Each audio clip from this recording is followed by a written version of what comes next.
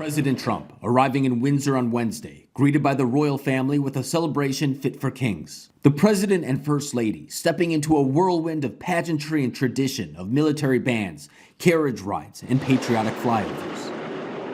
At the state banquet in Windsor Castle, King Charles and President Trump celebrating the alliance between the two countries, toasting what the president calls a priceless and eternal bond, which he says has done more good for humanity than any two countries in history.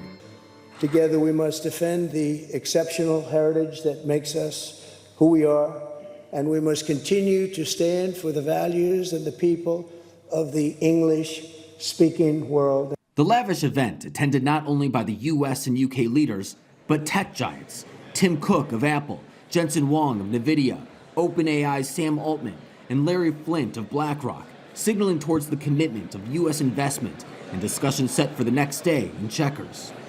Other notable guests include Secretary of State Marco Rubio, Special Envoy Steve Witkoff, Deputy Chief of Staff Stephen Miller, the President's daughter Tiffany Trump and her husband, and Newsmax CEO Chris Ruddy.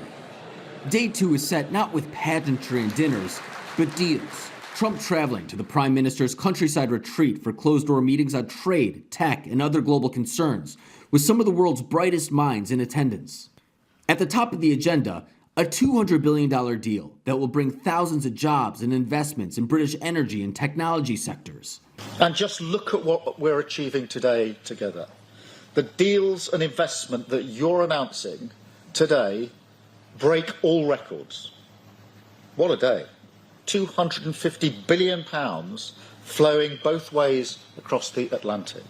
It is the biggest investment package of its kind in British history, by a country mile.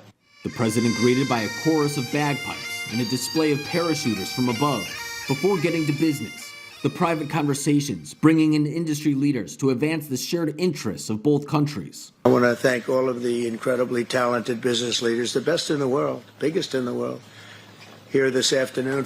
The behind-the-scenes conversations pouring out into the public during a wide-ranging joint press briefing with the two leaders. The president hailing the economic partnership between the two countries, while also addressing their shared obstacles abroad, with Trump expressing his frustration with Russia's invasion of Ukraine. The one that I thought would be easiest would be because of my relationship with President Putin, but he's let me down.